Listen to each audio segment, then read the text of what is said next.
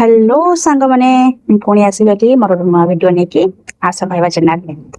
तो जानी थे तो वर्षा सीजन चलती तो गाँव में रोषे करवा भारी कष्ट तो भात रांधिबा चुली भारी कष्ट चुली ओदा तो जाल ओदा ता देहरे चुली धुआं बाहर अलग कथा आ चुले भात रांधिबा बहुत कष्ट जो रांधुथे जो माँ भौणी मैंने जानते तथापि आम गाँ झील ना आम सब आसे तो आम से आम सहित किए टक्कर दे पारे तो चुले भात बसई दिए तो आज गोटे नुआ जिन आप देखेबे এই জিনিসটা দেখি ଆପଣ ମାନେ କଣ ଲାଗୁଛି ଗେସ୍ କରନ୍ତୁ କଣ ହେଇଥିବ এই ଜିନିଷଟା। এই ଜିନିଷ କରିବା ପୂର୍ବରୁ ଆମେ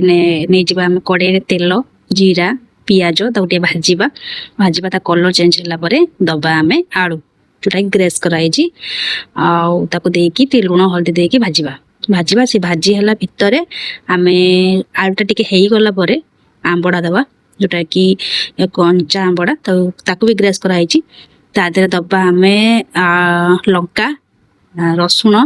ଆଉ ଭୃସଙ୍ଗ ପତ୍ରକୁ ଗୋଟେ ଛେଚା ହେଇକି ପଡ଼ିଲା ପରେ ତାକୁ ତା ଦେହରେ ଭାଜିବା ଟିକେ କଲର୍ ସବୁ ଚେଞ୍ଜ ହେଲା ପରେ ପଡ଼ିବ ଲଙ୍କା ମେନ୍ ଜିନିଷ ଲଙ୍କା ପୋଡ଼ା ବୋଲି ଏଟାକୁ କୁହନ୍ତି ଲଙ୍କାଟା ତାର ମେନ୍ ଜିନିଷ ଯେତେ ପରିମାଣରେ ଆପଣ ପକେଇ ପାରିବେ ଆପଣଙ୍କ ଇଚ୍ଛା। ତାପରେ ପକେଇବା ସୋରିଷ ମସଲା ଯୋଉଟା ସୋରିଷ ମସଲାଟା ହେଉଛି ତା ଟେଷ୍ଟ ବଢ଼େଇବ ସୋରିଷ ମସଲା ଦେଇକି ତାକୁ ଟିକେ ଭାଜିବା ଭିତରେ ସବୁ ଗୁଡ଼ାକ ଯେମିତି ଭଲସେ ମିଶିଯିବ ସେମିତି ଦେଖିବା ଏଇଟା ବହୁତ ଦିନ ରୁହେ ଆଉ ଆପଣ ରଖିକି ବି ବହୁତ ଦିନ ଖାଇପାରିବେ ପଖାଳ ଭାତ ଗରମ ଭାତ ରୁଟି ପରଟା ସବୁଥିରେ ଖାଇପାରିବା। ପାଣି ଦେଇ ତାକୁ ଟିକେ ଫୁଟେଇଲା ପରେ ବହୁତ କମ୍ ସମୟରେ ଏଇଟା ହେଇଯାଏ 15 ମିନିଟ୍ରେ ହାଇଏଷ୍ଟ 15 ମିନିଟ୍ ଭିତରେ ହେଇଯିବ ତ ବହୁତ କମ୍ ସମୟ ନିଏ ଆଉ ବହୁତ ଟେଷ୍ଟ ବି ଲାଗେ ଆଉ ତ ଏମିତି ଦେଖିବା ଫୁଟିବ ଟିକେ ସମୟ ଫୁଟିଲା ପରେ ଦେଖନ୍ତୁ କେମିତି କଲର୍ ଦେଖାହେଉଛି ସବୁ କଞ୍ଚା ଲଙ୍କା ପଡ଼ିବ କଞ୍ଚା ଆଳୁ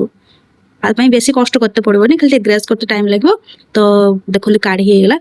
ନିଶ୍ଚିତ ଘରେ ବନେଇକି ଖାଇବେ ଆଉ ମୋତେ କମେଣ୍ଟ ମାଧ୍ୟମରେ ଜଣେଇବେ କେମିତି ହେଇଥିଲା ଆଉ ମୋ ଚ୍ୟାନେଲ୍ ଲାଇକ୍ କମେଣ୍ଟ ସେୟାର କରିବା ପାଇଁ ଭୁଲିବେନି। ରହିଲି ଜୟ ଜଗନ୍ନାଥ।